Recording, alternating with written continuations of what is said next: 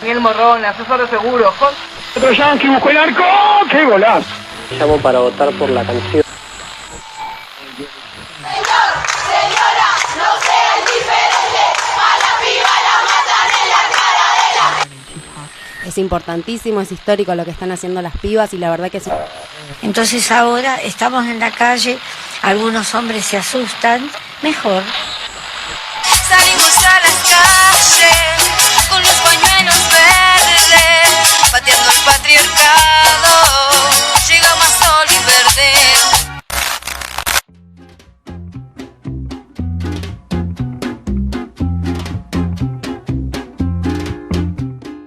Bienvenides. Esta es la programa número 2 de Pateando el Patriarcado. Es una programa especial. Estamos en un momento que nos necesitamos cerca, pero también es un tiempo de aislarse para cuidarse y estar como podamos. Pateando el Patriarcado es un programa de FM Tincunaco 107.3. Nuestro día y horario habitual en vivo es los miércoles de 16 a 17 horas. Mientras tanto, nos podrán escuchar desde nuestro canal de YouTube Pateando el Patriarcado o en nuestro Facebook Pateando el Patriarcado. A la programa de hoy la integramos Sandra, Laura Luna, Cata Bahía, Laine Gauna y Rocío. También en la producción y edición está Vani Correa, Laura Luna y cuando estamos en el estudio de FM Tincunaco nos opera técnicamente Gise Romero. En la programa de hoy estaremos compartiendo juntos el 24 de marzo, a 44 años del golpe cívico-militar de 1976. Este es un año que no pudimos compartir en las calles, pero con memoria aquí estamos. Hoy tendremos La historia con anteojos violetas, Día de la Memoria por la Verdad y la Justicia. Estaremos haciendo recomendades. Hoy el libro Putas y Guerrilleras de Miriam Lewin y Olga Warnat. También te compartimos una entrevista a Norma Cosi, docente de la región, poeta y sobreviviente de la ex-ESMA. En esta cuarentena obligatoria te damos recomendaciones para que no devengas yuta. Y tendremos una entrevista a Carolina Encino, profesora de historia, reflexionando sobre el 24 de marzo en cuarentena. Desde la red de psicólogas feministas te compartimos cuidados en época de aislamiento social. En la columna Discas, las personas con discapacidad y el Día de la Memoria. ¿Cuál es la relación? En Chequeame la Info Machirulo, ¿qué dicen los medios cuando hablan de la salud en el conurbano? Y por supuesto, también tenemos música. Y en este programa compartimos música por la memoria, la verdad y la justicia.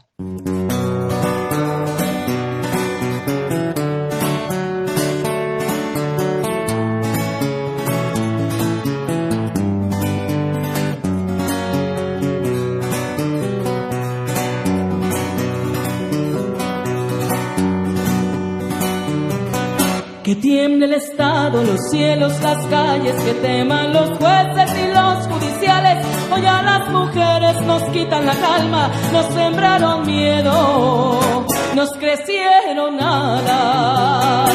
A cada minuto de cada semana nos roban amigas, nos matan hermanas, destrozan sus cuerpos, los desaparecen. No olvides sus nombres, por favor, señor presidente.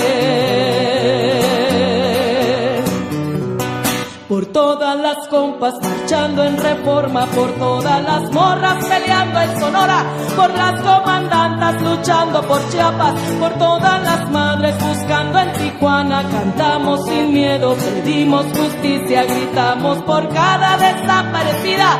Que retumbe fuerte, nos queremos vivas, que caiga con fuerza el feminicida. Yo todo lo incendio, yo todo lo rompo. Si un día algún fulano te apaga los ojos, ya nada me calla, ya todo me sobra. Si tocan a una, respondemos todas. Soy Claudia, soy Esther y soy Teresa. Soy Ingrid, soy Fabiola y soy Valeria. Soy la niña que subiste por la fuerza. Soy la madre que ahora llora por sus muertos. fuerzas. Y soy esta que te hará pagar las cuentas.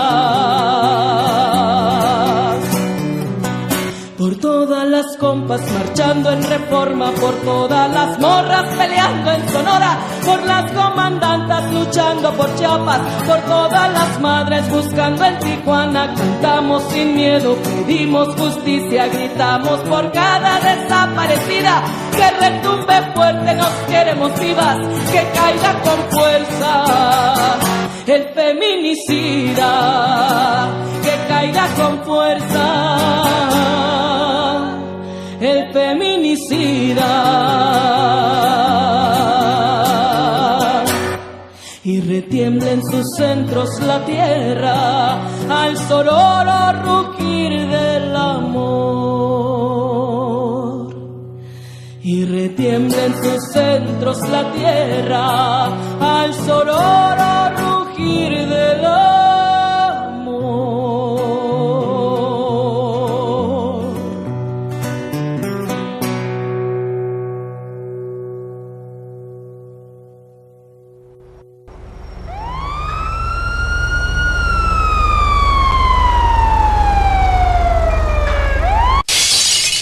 Llamamiento a la ciudadanía para evitar el contagio y el devenir policía.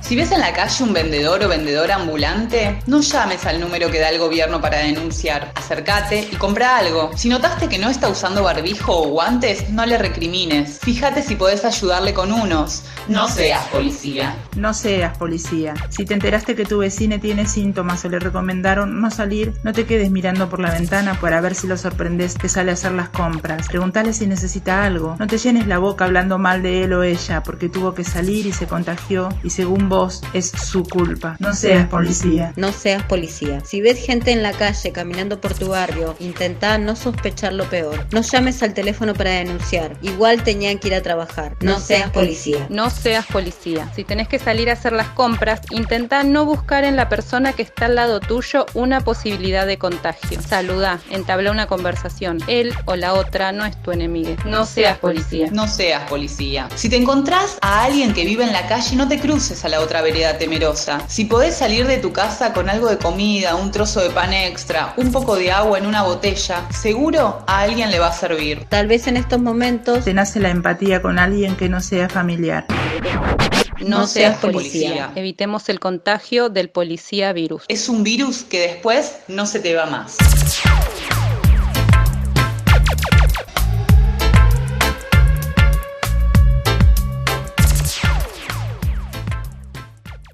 Hola, ¿qué tal? ¿Cómo están? Bueno, mi nombre es Carolina, soy docente de acá de José C. Paz, de escuelas del nivel secundario de la región. Bueno, en este nuevo aniversario del golpe de Estado, acá cumpliendo la cuarentena obligatoria por el coronavirus, me gustaría reflexionar sobre una cuestión que es acerca de las actitudes sociales. La pregunta es cómo fue posible que la sociedad argentina apoyara el régimen, revisando cuáles eran los escritos que se hicieron ante esta pregunta, y hay uno que me gusta en particular, voy a plantear dos, ¿no? Que tiene que ver con el autor Juan Corradi, que expresa que el terror logró adaptar el comportamiento político a la obediencia absoluta de las directivas de los que detentan el poder y moldear las actitudes con el fin de obtener obediencia voluntaria. Considera que el sujeto se convierte no solo obediente, sino también punitivo para sí mismo y los otros, ya que el terror lo obliga a distinguir por sí mismo cuál es el comportamiento que distingue a un buen de un mal ciudadano. Los militares, con ayuda de los medios de comunicación, involucraron a la sociedad en un discurso de justicia sumaria. Este discurso tendía a identificar al pueblo con las fuerzas de seguridad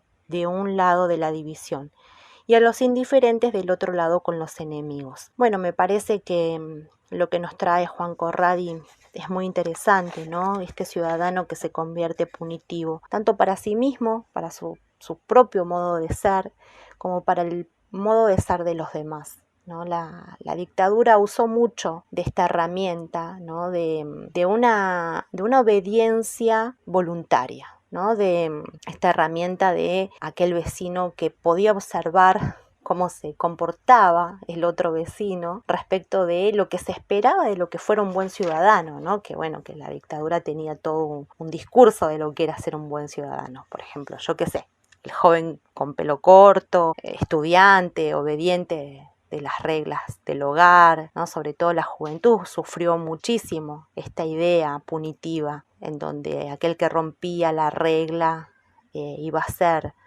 tal vez no iba a sufrir de lo que fue el plan sistemático de secuestro, tortura y desaparición de personas, pero sí iba a tener que adaptar su conducta a lo que se esperaba. Entonces, bueno, de esa manera Juan Corradi nos hace reflexionar acerca de cómo, en general, ¿no? También para los regímenes es importante lograr la obediencia voluntaria y la adhesión. Por otro lado, también hay otro autor que plantea algo interesante, que es O'Donnell. En 1987 afirmó que durante la dictadura existió una sociedad que se patrulló a sí misma. Más precisamente, dirá el autor, muchas personas que sin necesidad oficial alguna, solo porque querían o porque les parecía bien, porque aceptaban la propuesta de ese orden, se ocuparon activa y celosamente de ejercer su propio patos autoritario. Aceptaron el orden existente antes que regresar al caos previo a 1976. Y cuando hablamos de resistencia activa, tenemos que pensar obviamente en los organismos de derechos humanos, en el rol activo que tuvieron las madres reclamando la aparición con vida de sus hijos. Ese es un claro ejemplo, el más claro ejemplo de resistencia. Frente a esto, y sin caer en ninguna idea loca ni rara, yo simplemente pensaba, ¿no?, qué nos traía este virus. Si bien todos estamos de acuerdo de que el aislamiento es la única medida y que la consigna quédate en tu casa, como yo estoy en este momento, es la única opción que tenemos para que este virus no se siga propagando y nos siga enfermando. Sí hay que pensar, o por lo menos yo lo pienso, en la paradoja del virus. La paradoja del virus es que parece que el aislamiento nos salva, que parece que la actitud de me salvo yo y mi familia nos salva, ¿no? Y en gran parte es así, porque es una enfermedad que se propaga de persona a persona. Pero bueno, ante un mundo en donde las actitudes individualistas, las actitudes no solidarias, la falta de contacto físico, la extrema virtualidad, el hiperconsumismo, el sálvese quien pueda, no nos salvó, de todo lo contrario. Desde mi punto de vista nos legó el mundo que hoy tenemos. El COVID-19 nos trae esta paradoja, ¿no?, que más solos, más aislados, parece que nos salvamos. Reflexionaba en voz alta y pensaba que cuando esto se termine, cuando podamos salir de este aislamiento voluntario, habrá que volver a repensarnos. Y si es posible, también repensarnos ahora que estamos en cuarentena, ¿no? ¿Cómo podemos fortalecer los lazos de solidaridad? ¿Cómo podemos estar juntos? ¿Cómo podemos generar redes? ¿Cómo podemos pensar en el otro, aquel que no puede cumplir el aislamiento porque no lo entendió, aquel que no lo puede cumplir o que le cuesta cumplirlo porque no vive en un hábitat apropiado para ese aislamiento, ¿no? ¿Qué pasa con aquel que no le llega ese discurso de, bueno, ahora podemos leer, ahora podemos ver Netflix, ahora podemos mirar series, ahora podemos cocinar, ¿no? Aquel que está preocupado por llevar el pan a la mesa, que no tiene un hábitat, una casa como para disfrutar, que muchas veces son muchos, que son niños. Yo escuchaba en una red social que una vecina se quejaba de que su vecina sacaba a los niños a la vereda, y yo recuerdo, camino a la escuela donde trabajo, que hay una familia que vive en una especie de pensión en donde claramente podría vivir una sola persona. Y vive ella con sus chiquitos. Y siempre que pasa hay un bebite jugando con muñecos y cosas de él en la vereda. Y bueno, y pensaba en en esta cuarentena para ellos, ¿no? Qué difícil es estar encerrado. Entonces por ahí esa vecina le podría preguntar o podría pensar cómo hacer para ayudarla a buscar estrategias para que no saque sus chicos a la calle, con el potencial riesgo que eso implicaría. Obviamente que después están todas las anécdotas de la clase media que le cuesta entender que quedarse quieto es cuidar al otro, y ahí tenemos el otro extremo, ¿no? Aquel que basado en sus libertades individuales y en sus derechos personales cree que puede arrasar con el mundo porque tiene y puede. Empiezan a aparecer una diversidad de situaciones que creo que son imprescindibles de atender. Vuelvo a reflexionar sobre esta idea de que el otro se convierte en un potencial enemigo y que los valores que tendríamos que estar resaltando serían el de la empatía, el de generar redes que nos ayuden a contener esta situación para muchos de los que lo estamos pasando mal. Un Estado que se ocupe no solo de pensar en cómo enviar militares a la calle para cuidarnos de estos potenciales enemigos que salen a propagar el virus, sino qué pasó con nuestro sistema de salud, qué pasó con nuestros hospitales que están olvidados. Y esto es una pregunta que se está haciendo el mundo entero. ¿Qué pasa con la presencia del Estado? ¿Qué pasa con las inversiones prioritarias que hace años que parece que nunca llegan? ¿Qué pasa con la capacitación a los docentes para implementar la virtualidad? Ahora tenemos que implementar un sistema de continuidad pedagógica, para lo cual ni los docentes ni las familias estamos preparados en un contexto que además trae, como decía hace un rato, muchísimos emergentes y muchísimas preocupaciones. En este nuevo aniversario del golpe, yo quisiera que apelemos a aquellos valores democráticos que tanto nos costó recuperar, a la solidaridad, al fortalecimiento de los lazos vecinales y de las diversas redes, a pensar en el otro como alguien en el que puedo confiar y al que evidentemente necesito, porque aislados, una vez que nos pase el virus, no nos vamos a salvar. Vamos a necesitar estar más juntos que nunca para construir un mundo con menos desigualdades. Ese es mi pequeño pensamiento, mi reflexión en el marco de este aniversario del golpe.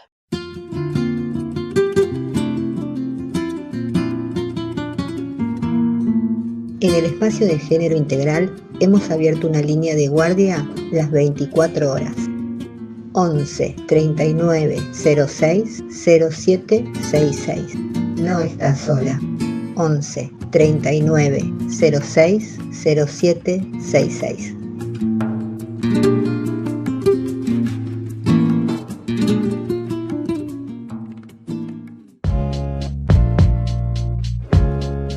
No se sabe muy bien el origen, pero el violeta es el color de la lucha de las mujeres a lo largo de la historia.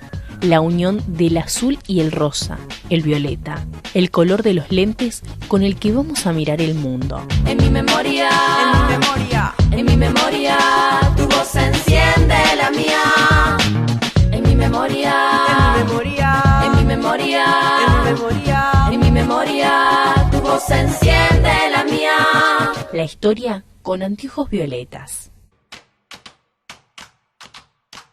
Soy Catalina, saliendo desde la casita que me alberga en esta cuarentena. Les cuento que acá somos 3 adultos treintañeros, una niña próxima a cumplir 6 años y 2 gatitas que hasta hace una semana atrás no convivían juntas. Decidimos compartir el encierro y hasta el momento, puertas hacia adentro, está todo bien. Son días de distanciamiento físico, pero creemos que es muy importante seguir reforzando las redes y pensando nuestra realidad desde una perspectiva interseccional, que sabemos es de géneros, pero fundamentalmente de derechos humanos. En esta columna de la historia con anteojos violetas nos proponemos repensar desde nuestro presente y conmemorar este 24 de marzo, Día de la Memoria, por la verdad y la justicia.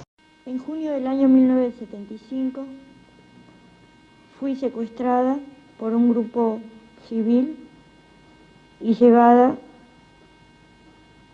a la escuela o escuelita de Famella en las afueras de la ciudad de Tucumán. Margarita Cruz de Monteros fue una superviviente de las mazmorras de la última dictadura argentina y tuvo la valentía de narrar, como tantas otras, las torturas y vejaciones que había sufrido a manos de sus verdugos. De su testimonio aprendemos varias cosas, entre ellas que los mecanismos del terrorismo de Estado no iniciaron el 24 de marzo de 1976, sino tiempo antes de que estén los militares a cargo del gobierno de facto. El 10 de junio de 1975 fui secuestrada de mi domicilio por un grupo de civiles armados que me introducen en una camioneta y me llevan a un campo de concentración, el primer campo de concentración que se dio en la República Argentina, la escuelita de Famayá. Me metieron en una habitación, me dejaron sola, maniatada, con los ojos vendados, y allí yo comienzo a gritar. A toda respuesta recibo un balde de agua fría. A las pocas horas me llevan a una sala, la sala de torturas, me quitan la ropa, me atan de pies y manos con cables y me comienzan a interrogar sobre el nombre de 8 personas que yo no conocía. Eran solo nombres. Los testimonios de las sobrevivientes fueron la pieza clave para ayudarnos a mirar con perspectiva de género los hechos que sucedieron en esta última dictadura. En ese campo fui violada 4 veces, eyacularon sobre mi cuerpo, me humillaron, me despreciaron, me insultaron. Conocí el error, fue una pesadilla. En una oportunidad me levanté la venda y encontré allí a muchas personas tiradas en el piso, con los ojos vendados, maniatadas y colgando un número sobre su pecho. Allí pasé 25 días resignada a morir, sin entender qué es lo que estaba pasando, escuchando la grabación de mi hijo que lloraba, en un principio que estaba ahí, me decían que estaba ahí.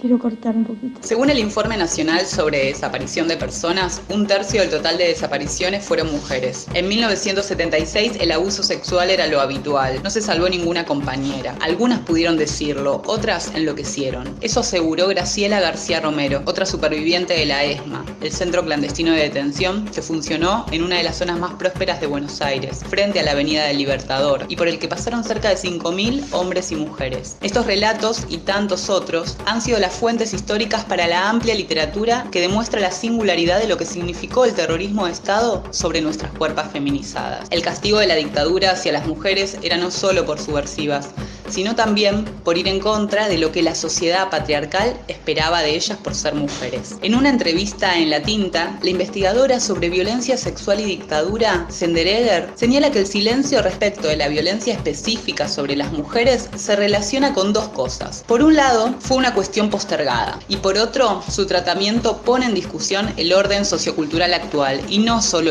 el del contexto del terrorismo de Estado. Desde el año 2000, la Corte Penal Internacional considera delito de lesa humanidad a las violaciones, la esclavitud sexual, la trata, la esterilización forzada y los abusos sexuales cometidos dentro de un plan sistemático contra una población civil.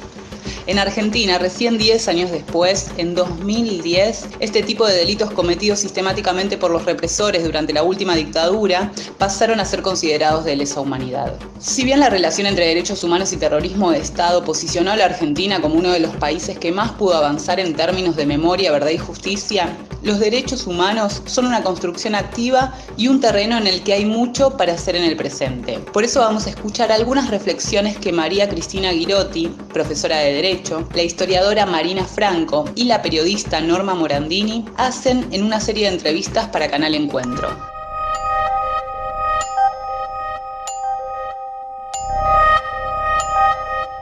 Los derechos humanos en la vida, la propiedad, la libertad, el nombre, el derecho a la persona. Decidir un proyecto de vida es un derecho humano.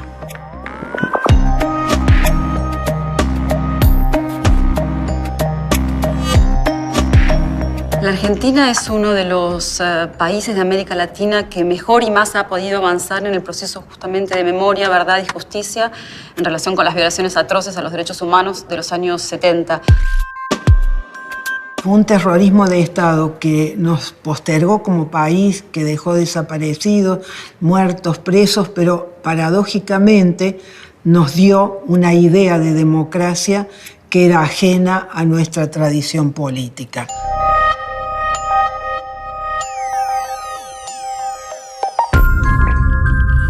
El mayor consenso al que hemos llegado ha sido el consenso del nunca más. Uno diría que la Argentina es un país donde los derechos humanos están permanentemente vivos.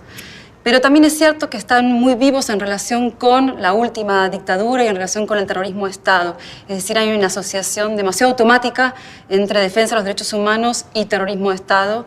Yo creo que como sociedad nos falta avanzar en pensar los derechos humanos como una construcción activa y en presente. Esto significa justamente entender que todos tenemos derechos humanos y que por lo tanto los derechos humanos son universales y corresponden a no importa quién, no importa qué es lo que haya hecho. Esto significa que los pobres, los inmigrantes o quien haya delinquido también tiene derechos humanos.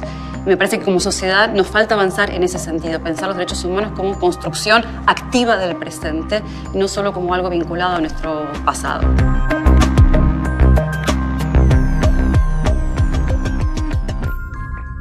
Desde hace ya varios años en nuestra región, las manifestaciones públicas para exigir que dejen de matarnos y por la necesidad de políticas públicas que resguarden nuestros derechos humanos son acompañadas por siluetazos callejeros con tizas sobre las avenidas principales, en una no tan sutil referencia a esa histórica manifestación antes del retorno democrático, que inundó de siluetas las calles de Buenos Aires intentando hacer presentes las ausencias que ayer perpetró el terrorismo de Estado. Pensar los derechos humanos como una construcción activa del presente. Nos preguntamos y les preguntamos, queridos oyentes, ¿qué estrategias, aprendizajes o acciones del movimiento de derechos humanos hoy hace puente con las luchas presentes de las mujeres y disidencias sexuales? ¿No es la trata con fines de explotación sexual una forma de desaparición que ataca específicamente a las mujeres? ¿Y los relatos sobre violencia obstétrica no se parecen a los testimonios que narran los métodos de tortura que utilizaron los genocidas? ¿O no les parece el ni una menos un nuevo nunca más? Obligar a continuar un embarazo no deseado, ¿no es acaso una forma de tortura? Los pañuelos blancos hoy se enredan con los pañuelos verdes. Y estos tiempos de distancia física, compañeros, nos necesitan más cerca, fuertes y capaces de seguir reflexionando colectivamente. Nos seguimos escuchando. Soy la Cata y esto fue la columna La Historia con anteojos violetas en tiempos de coronavirus. Abrazo sonoro y sororo. El patriarcado ni das patriarcadas. Tú nos dices que debemos sentarnos, pero las ideas solo pueden levantarnos. Pateando el patriarcado. No somos especiales. Especiales son las pizzas. ¿Capacidades diferentes? No somos botellas. Capacidades diferentes tenemos todos. Somos licas. Hola a todos, soy Rocío Aguilar y soy una persona con discapacidad. En esta columna se tratan distintos temas que se relacionan con la comunidad disca desde una perspectiva inclusiva, integral y feminista. El tema de hoy es el Día Nacional de la Memoria por la Verdad y la Justicia en conmemoración a las desaparecidas durante la dictadura cívico-militar y eclesiástica. Durante el golpe de Estado y la recuperación de la democracia, poco se supo de las personas con discapacidad que fueron secuestradas, detenidas y desaparecidas, como por ejemplo Claudia Inés Grunberg, quien era estudiante de sociología y tenía artritis deformante. Ella fue secuestrada y asesinada por el represor conocido como el Turco Julián. También fue detenida Mónica Brull de Guillén, que tenía una discapacidad visual y militaba en el Frente de Lisiados Peronistas. Ella fue secuestrada el 7 de diciembre del 78 y liberada el 21 de diciembre de ese año. El 17 de septiembre de 1977 fueron secuestrados y asesinados María Esther Vega y su esposo Emilio Telvino Ravelo, ambos con discapacidad visual. Ellos vivían en Rosario, provincia de Santa Fe. Desde ese día su hogar fue ocupado por los militares y luego de 17 años fue restituido y ahora es conocido como la Casa de la Memoria o la Casitas de los Ciegos.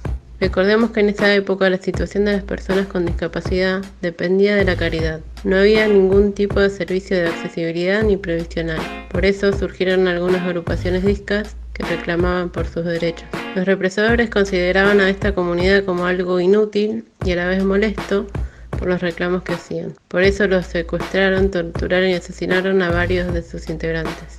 Por todo esto, creo que es importante conmemorar nuestra lucha que viene desde hace varias décadas. También valorar los derechos que hemos logrado desde la vuelta de la democracia y reclamar por los derechos que aún faltan conquistar. Gracias, chicas, por el espacio. Les mando un abrazo.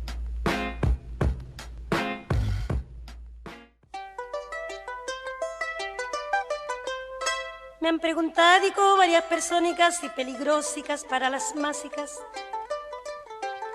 Son las canciónicas agitadóricas, hay que preguntica más infantílica. Solo un piñuflico la formulárica, pa' mí sedéntrico yo comentárica. Le contestádico yo al preguntónico cuando la guática pide comídica. Pone al cristiánico firme y guerrérico por sus poróticos y sus cebollicas. No hay regimiéntico que los detenga si tienen hambrica los populáricos. Preguntadónicos, partidirísticos, disimuládicos y muy malúlicos. Son peligrósicos más que los versicos, más que las huélgicas y los desfílicos. Bajito cuérdica firman papélicos, lavan sus mánicos como piláticos. Caballeríticos, almidonádicos, almibarádicos, le echan carbónico al inocéntico y a rellenádicos en los sillónicos. Cuentan los muérticos de los encuéntricos como frivólicos y bataclánicos. Varias matancicas tiene la histórica en sus pagínicas bien imprentádicas. Para montar licán hicieron fáltica las refalósicas revoluciónicas. El juramentico jamás cumplídico es el causántico del desconténtico. Ni los obréricos, ni los paquíticos tienen la cúlpica, señor fiscálico. Lo que yo cántico es una respuéstica a una preguntica de unos graciosicos. Y más no cántico porque no quérico, tengo flojérica en los zapáticos. En los cabélicos, en el vestídico, en los riñónicos y en el corpíñico. Chequeame la info, machirulo. Estoy feliz cuando una mujer se hace madre porque ahí es donde realmente se realiza. Por supuesto que si no tenés hijos después te realizás con tus sobrinos y con los hijos de tus amigos. En ninguna parte del mundo a las 5:20 de la mañana una chica puede andar sola por la calle. Por ustedes, por culpa de mujeres en lucha, por culpa de las feminazis. Chequeame la info, machirulo. La basura que tiran los medios es patriarcal.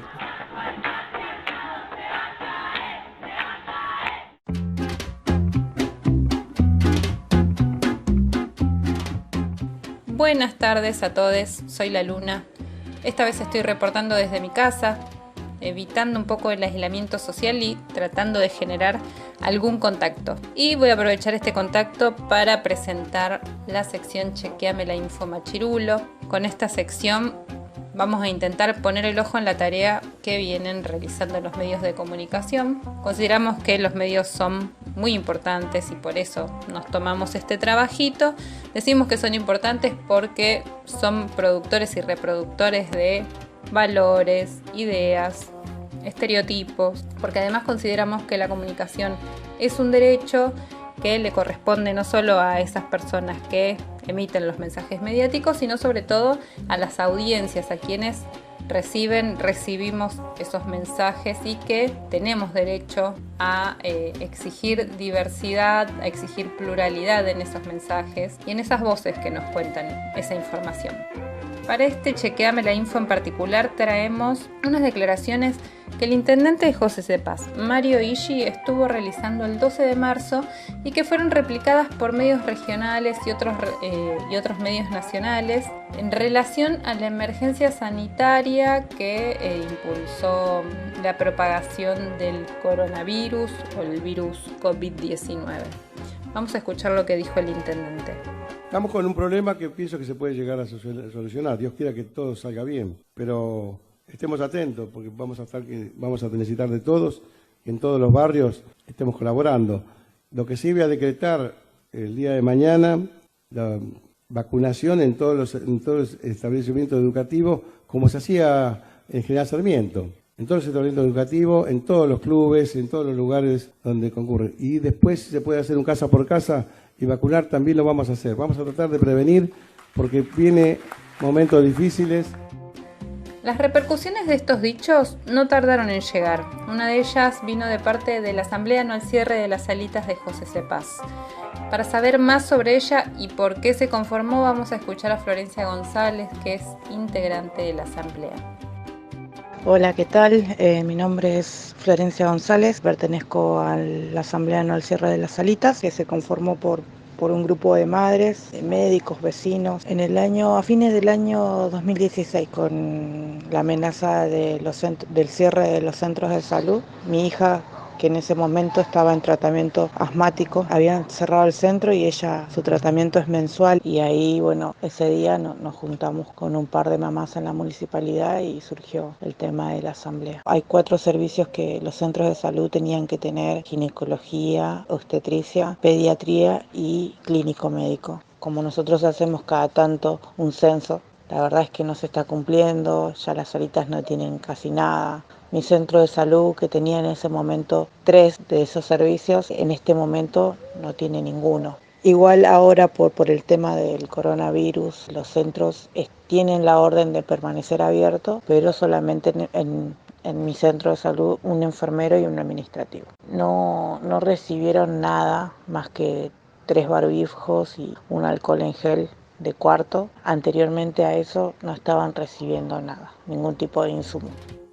El 15 de marzo, la Asamblea elaboró un comunicado urgente en el cual expresó, entre otras cosas: ante la continua difusión de información imprecisa, en primer lugar, nos parece importante aclarar que no hay una vacuna contra el coronavirus en el país que pueda ser colocada casa por casa, tal como sugirió el intendente Mario Alberto Illy en sus recientes declaraciones.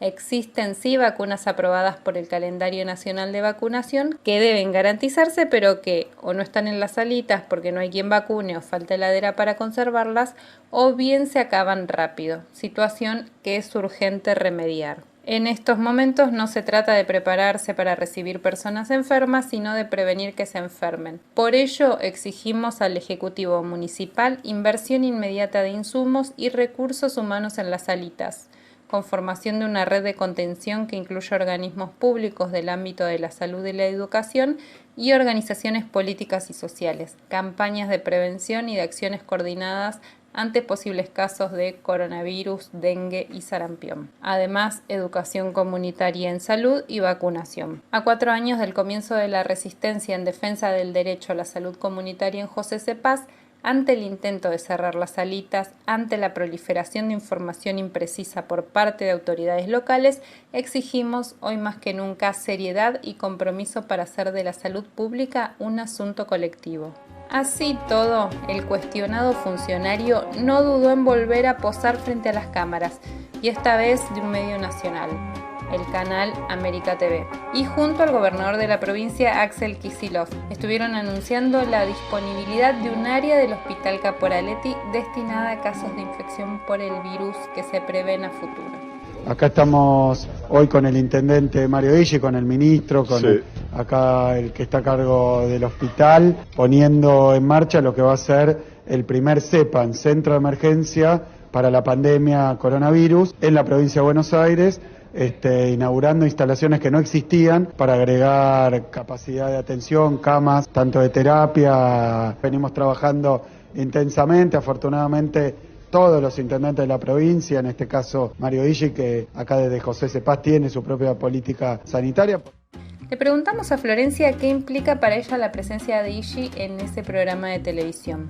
Sí, cuando vi la nota del intendente, la verdad es que hace rato que no lo veía, ya que no aparece, no se lo veía en José C. Paz. Hablaba de las 35 camas que había disponible en el Hospital Caporaletti. La verdad es que estamos ante una emergencia sanitaria y no por la pandemia ni por el coronavirus. Hace rato que José C. Paz está abandonado a nivel salud. Los centros de salud están deteriorados, no solamente a nivel médico, sino también los edificios. No hay insumos. Y la verdad que lo primero que pienso cuando lo veo al intendente con esta nota es si realmente anda. América TV, chequeame la info. Revisando los canales y las redes de este medio, descubrimos que hay otras menciones a José C. Paz. Existen. Todas las referencias a José C. Paz están vinculadas a situaciones de violencia. La última, por ejemplo, se trata de una pelea en un supermercado por una oferta de carne. Si nos guiamos por la imagen que genera este medio sobre nuestro territorio y sobre las personas que habitamos en él, ¿de verdad nos sentimos representadas? En estos medios claramente está faltando una voz, la de quienes viven sus vidas acá. Un sistema de salud precario afecta siempre principalmente a las feminidades, porque son ellas en su mayoría las encargadas de las tareas de cuidado de otros, de niñes, de adultos, y quienes además deberían tener garantizado el acceso a la salud sexual, reproductiva y no reproductiva. Esto nos hace pensar que si se habilita un espacio, como este medio de comunicación, para lavar la imagen de un funcionario, entonces no hay lugar en este medio para la palabra de los compañeros de la Asamblea o para los trabajadores del Hospital Mercante, que en el marco de esta emergencia sanitaria siguen reclamando todavía por falta de insumos. Nosotros seguimos acá con los ojos bien abiertos y además intentando generar estos otros medios para evitar esa basura patriarcal que traen consigo los mensajes de los medios de comunicación y a la que nos quieren acostumbrar. Para más info sobre la Asamblea No al Cierre de las Salitas, la pueden buscar en Facebook como No al Cierre de las Salitas JCP. Nos seguimos escuchando y nos encontramos en la próxima programa.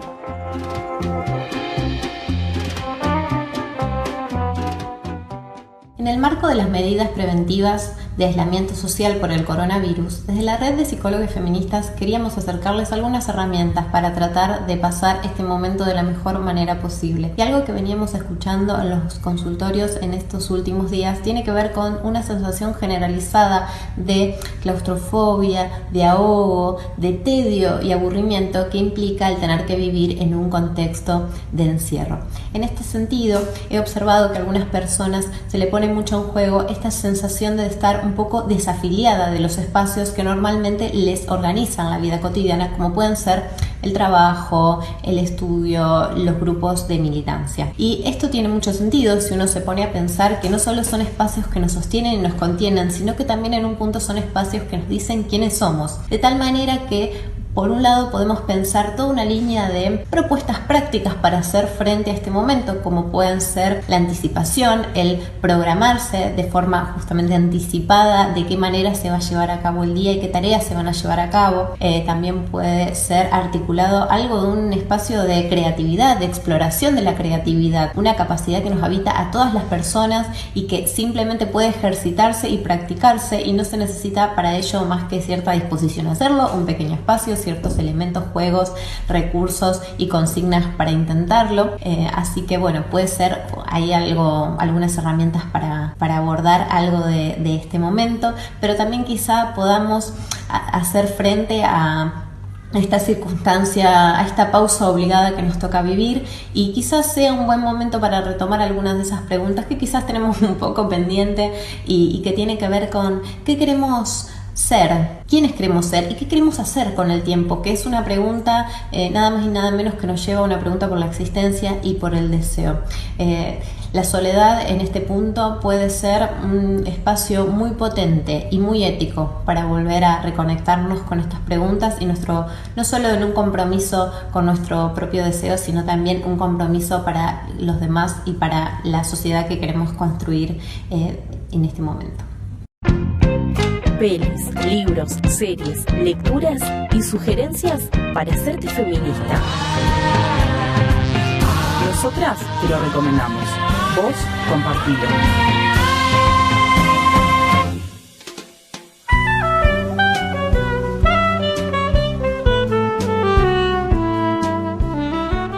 Putas y guerrilleras es el libro de Miriam Lewin y Olga Warner sobre los crímenes sexuales en los centros clandestinos de detención sobre la última dictadura sucedida en nuestro país. Ellas, militantes en su juventud y periodistas ahora, relatan las torturas, abusos y violaciones que sufrieron cientos de mujeres en los centros clandestinos durante la década del 70. En algunos casos también fueron relaciones tortuosas, nacidas bajo tormentos con sus victimarios. Ellas, a partir de su libro, instalan un tema que hasta no hace tiempo no se nombraba, que eran los abusos y violaciones a las que eran sometidas las mujeres, además de las torturas que sufrían quienes estaban secuestradas y que muchas de esas personas finalmente son desaparecidas y hasta el día de hoy no sabemos de ellas ni de ellos. En la introducción del libro, Miriam Lewin nos dice: las mujeres sobrevivientes sufrimos doblemente el estigma. La hipótesis general era que si estábamos vivas, éramos delatoras y además prostitutas. La única posibilidad de que las sobrevivientes hubiéramos conseguido salir de un campo de concentración era a través de la entrega de datos en la tortura, y aún más, por medio de una transacción que se consideraba todavía más infame y que involucraba nuestro cuerpo. Nos habíamos acostado con los represores y no éramos víctimas, sino que habíamos existido gracias a una alta cuota de voluntad propia. Nos habíamos entregado de buen grado a la lasciva de nuestros captores cuando habíamos podido elegir no hacerlo. Habíamos traicionado doblemente nuestro mandato como mujeres, el de la sociedad en general y el de la organización en la que militábamos. No se nos veía como víctimas, sino como dueñas de un libre albedrío en verdad improbable. Resulta imposible explicar por qué quienes nos juzgaban sin haber vivido las condiciones que se sufrían en un centro clandestino de detención suponían que las mujeres teníamos el poder de resistirnos a la violencia sexual, a los avances de los represores y podíamos preservar el altar de nuestros cuerpos impoluto. Las mujeres teníamos un tesoro que guardar, una pureza que resguardar, un mandato que obedecer. Nos habían convencido de que así era. Esto es parte de la introducción del libro Putas y Guerrilleras, que en este 24 de marzo recomendamos. Escrito por Miriam Lewin y Olga Warner. El placer es revolucionario. El placer es revolucionario. Batiendo el patriarcado.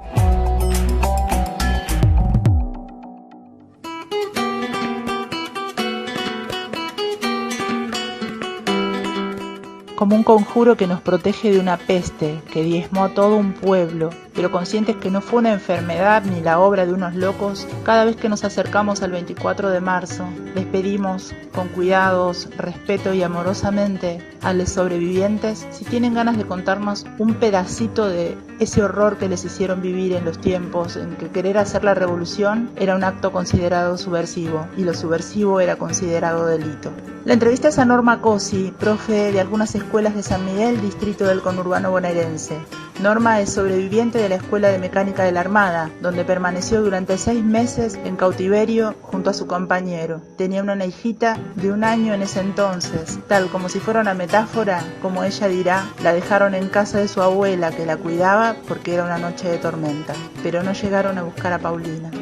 Soy Norma Cosi, sobreviviente de la ESMA, en donde estuve secuestrada desde agosto de 1979 hasta fines de febrero de 1980, junto con mi compañero de entonces, mi exmarido Héctor Piccini. Quisiera contar que pertenezco a una generación en la que la enorme mayoría éramos militantes. Después del golpe militar del 76, las militancias son clandestinas, obviamente, ¿no? En lo que a mí respecta, voy a narrar brevemente cómo fue aquella noche. Ante todo, debo aclarar que tenemos una hija que en aquel momento tenía 1 añito, Paulina. Como yo trabajaba y mi compañero también, solíamos dejarla en la casa de mis padres para que la cuidaran hasta que terminaban mis horas de trabajo. Esa noche fuimos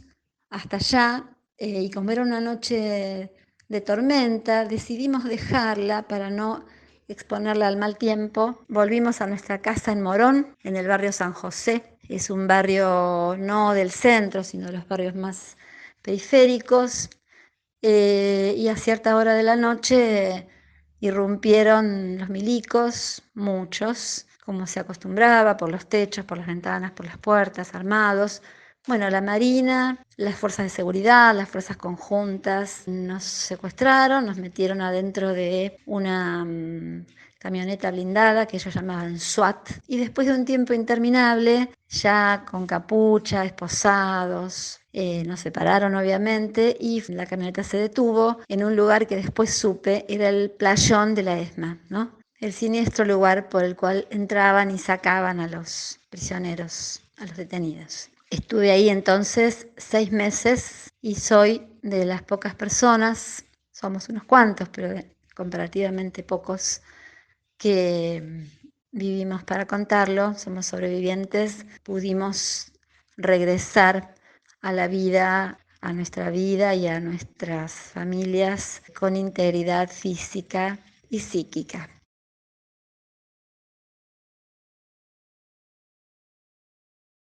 Mi familia, obviamente nos esperaban al día siguiente, nosotros no llegamos y ellos de inmediato imaginan el secuestro, porque además la familia estaba atravesada por esta historia. Yo tengo a mi primito, Gustavo Alejandro Cabezas, de 17 años, militante de la UES, secuestrado y desaparecido, y a su mamá, que es mi tía, Telma Jara de Cabezas, que fue una de las fundadoras de los movimientos de derechos humanos, de las madres, también secuestrada, y ella estaba en la ESMA. Entonces, para mis padres era un dolor terrible, pero sabían lo que significaba que no apareciéramos en los horarios en los que nos esperaban. Después nos contaron, pero creo que pasaron, no sé exactamente 2 días, no me acuerdo bien,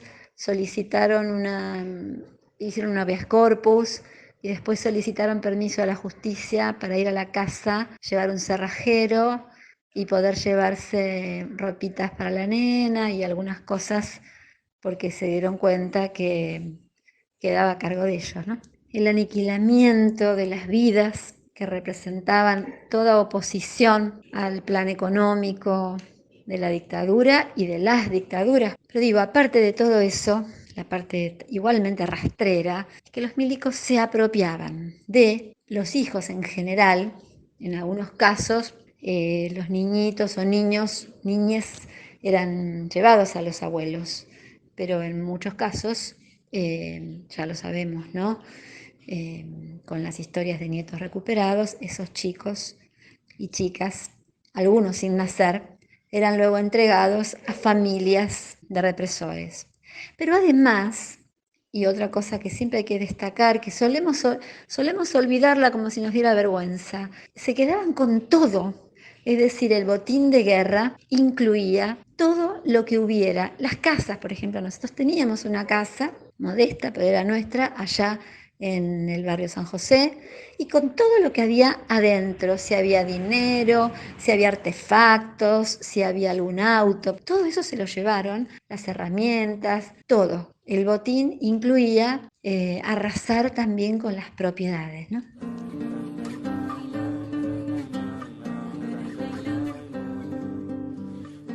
Tengo que explicar un poquito que la ESMA tenía un sistema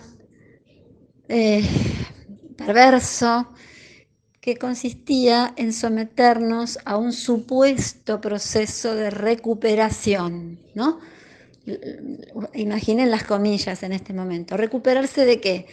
De querer cambiar el mundo y la sociedad en la que vivíamos y transformarnos en personas, para ellos, moldeadas, ciudadanos que aceptaran el orden imperante. Los valores, decían ellos, occidentales y cristianos. Entonces te sometían a un tratamiento que consistía en 3 meses terribles de capucha, ustedes ya saben, ¿no? De tormentos, de golpes, de aislamiento, de encierro. Bueno, después de eso venía un periodo mixto en el que te daban un poco de comida mejor y te dejaban levantarte un poco la capucha. Después te ponían a trabajar como mano de obra esclava que éramos, a los que éramos así con cierta formación profesional o intelectual, nos hacían hacer tareas, por ejemplo, de prensa, es decir, leer los diarios y hacer un resumen para que los oficiales tuvieran en su mesa un resumen de los diarios. Y dentro de de los beneficios que te otorgaban si ellos consideraban que te estabas recuperando, figuraba la llamada telefónica primero a la familia. El primer objetivo de llamar a la familia era que no hicieran denuncia, ¿no? Pero después era para que, la familia viera que estábamos con vida, y luego, en la etapa final, se permitía hacer una pequeña visita presencial en compañía de ellos al hogar. Así que todo eso tuve.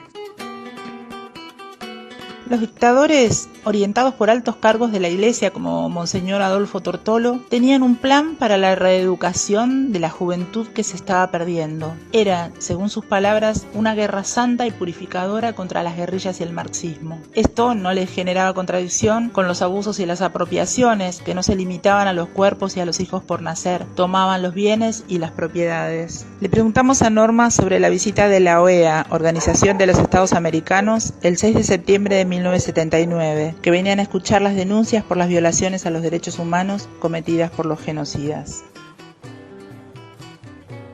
Había habido muchas denuncias internacionales porque algunas personas habían logrado fugar y apenas pisaban el suelo del exilio, lo que hacían era denunciar. Entonces la CID, la Comisión Interamericana de Derechos Humanos de la OEA, manda un grupo a inspeccionar varios lugares, entre ellos la Escuela de Mecánica de la Armada, con descripciones muy precisas de lo que debían encontrar que habían hecho algunos presos. Los milicos lo que hacen es llevarnos a nosotros y a la gente que estaba en lo que se llamaba la pecera, que era el estadio un poco más cómodo, digamos, más avanzado del proceso de recuperación. Nos llevan a todos una noche a una isla en el delta que se llamaba El Silencio, de propiedad de la curia, y luego hacen algunas torpes modificaciones en las disposiciones del lugar donde nos tenían, o sea, como tapar una escalera con una pared hecha rápidamente, en fin, disimular. La CID inspecciona, no se tragan ellos nada de lo que mienten los milicos, pero bueno, después de un tiempo se retira, y después de más o menos un mes que pasamos allá en la isla, nos regresan a nuestros lugares. Volvemos 14.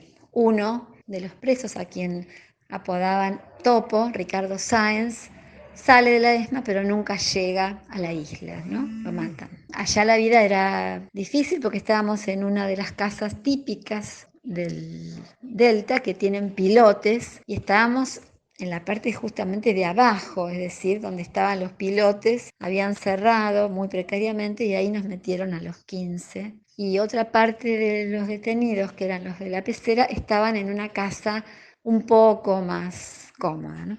Explico un poquito qué era la capucha. Nosotros estábamos allá en la ESMA, en un altillo.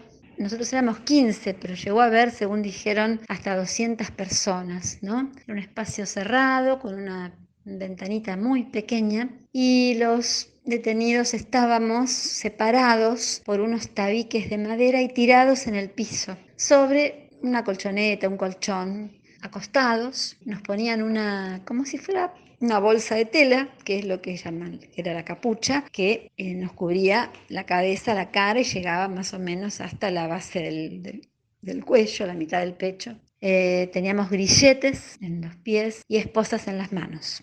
Había 2 filas. Los guardias se paseaban por ahí constantemente, gritaban, pateaban a veces. Algunas veces elegían alguna mujer y, la llevaban.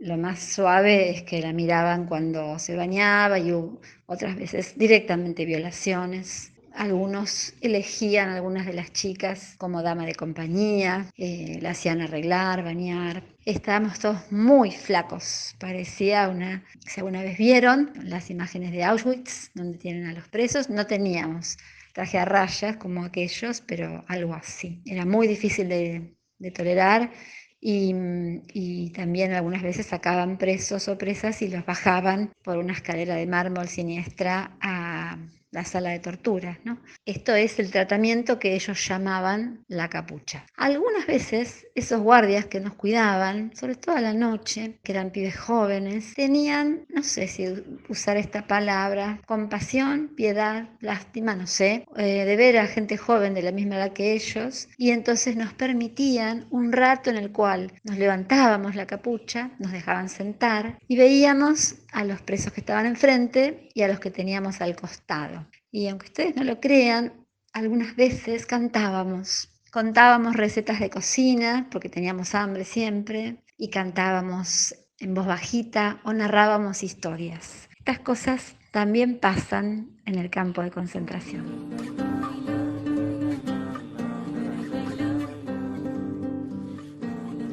Norma nos cuenta sobre la sensibilidad y el cuidado de las compañeras por parte de los compañeros, los ultrajes y la mirada de género que situada en ese tiempo era un tema del que no se hablaba abiertamente como lo podemos hacer ahora. Yo tuve la suerte de caer con mi compañero en un momento en el que una gran parte de la masacre ya había sido llevada a cabo. Y además el hecho de ser sobrina de Telma, a quienes ellos querían utilizar y utilizaron para un falso reportaje, probablemente generó que tuviera un trato un poco menos cruel. Yo me acuerdo la primera noche que caí, yo tenía puesto una pollera y entonces una voz que después supe era la de Víctor Basterra me dijo: chiquita, pedí que te den un pantalón, y me repetía que te den un pantalón. Yo no entendía lo que me quería decir Víctor, me estaba cuidando, se arriesgaba y me cuidaba porque sabía que mostrar las piernas podía despertar en algunos de ellos la fácil salida de violar a una de las detenidas ahí en el tabique, ¿no? Compañeros sí nos cuidaban, los compañeros varones nos cuidaban mucho, y ellos, los milicos, abusaban de nosotras de distintas maneras, eligiendo a las chicas que entre comillas eran lindas para hacerlas vestir, para salir a variarse con ellas. También teníamos un médico al que apodaban Tommy, que ya fue denunciado. El tipo era un enfermo mental, entonces nosotras seguíamos menstruando, por ejemplo, como ustedes se imaginan, durante el tiempo del cautiverio. Entonces el tipo parece que le daba placer acercarse a preguntarnos, ¿y cómo es la menstruación? Es muy abundante, muy dolorosa, en fin. Lo que sí diría yo que cambió es el marco en el cual entendíamos estas situaciones, ¿no? Es decir, durante muchos años no hablamos de esto que yo estoy hablando, no se contaba, porque parecía, voy a usar frases así célebres que parecen increíbles, pero parecía que era ensuciar la memoria de las compañeras, como si la mujer ahí tuviera posibilidad de elegir, de decir que no. Y también se hablaba, dentro de los distintos marcos teóricos para entender la dictadura y los campos de exterminio, se hablaba del síndrome de Estocolmo. Entonces no faltó quien en algún momento habrá dicho, y bueno, se enamoró de su torturador. Se ve que nunca estuvo, no pasó ni media hora en alguno de estos infiernos. Hoy vemos todo desde otro lugar. Contamos esta cuestión, la enorme mayoría, el 99% de los represores eran hombres, y los detenides eran, es cierto, una parte importante eran varones, pero también éramos muchas mujeres. Entonces se daba esta cosa, ¿no? De, además de todo porque no se trataba solo de opresión de género, como ustedes saben, los compañeros varones eran torturados y masacrados, pero se daba esta cuestión de apropiarse de los cuerpos de distintas maneras, y en el caso de las mujeres, apropiarse del cuerpo y de los vientres.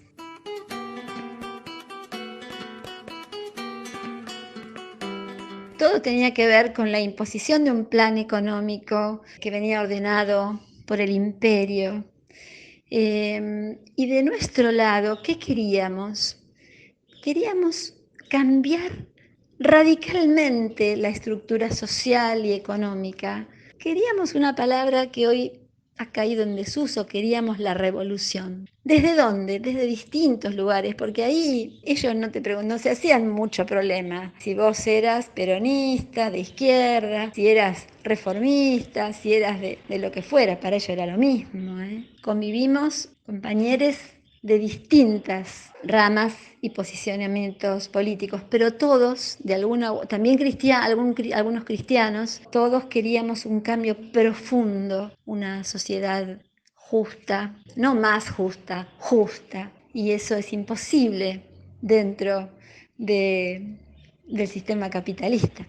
Pasaron tantos años, cambió tanto la situación mundial. Hoy estamos todos luchando por la supervivencia, es increíble, ¿no? Luchamos por vivir en medio de esta situación que jamás imaginamos, vivir una situación de pandemia a nivel global.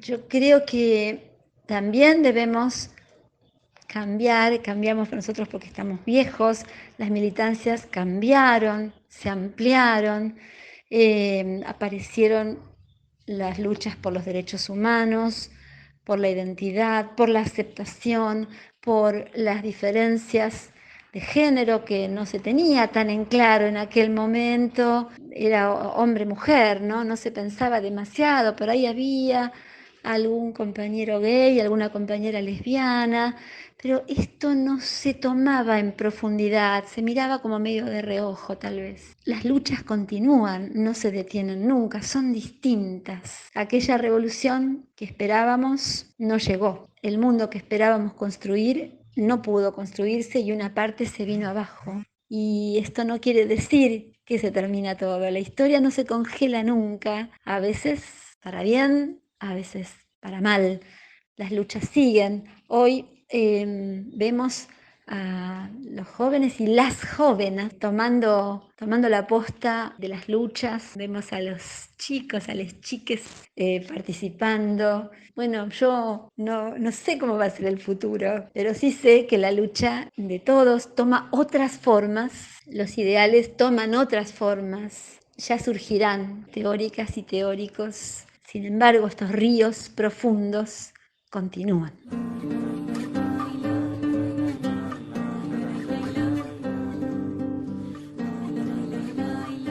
Y el cierre esperanzador de esta hermosa compañera que al verla con una apariencia de una mujer frágil, pequeña, nos llama desde una vital propuesta de insistir con los anhelos de transformación en este contexto que nos tiene en un encierro mundial, paradójicamente, para cuidarnos.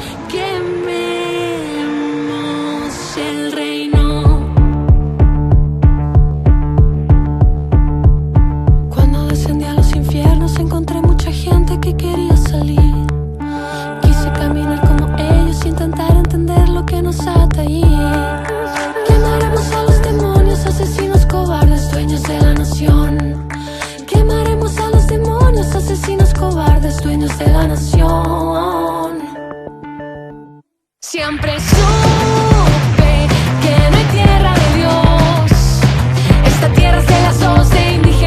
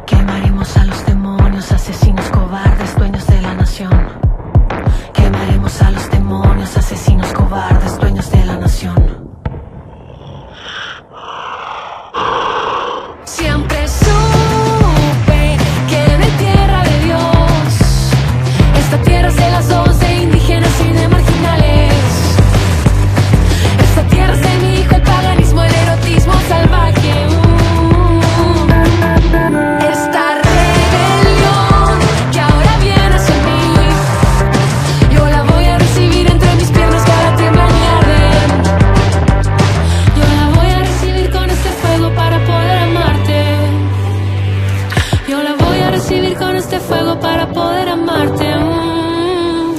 Yo la voy a recibir con este fuego para poder amarte.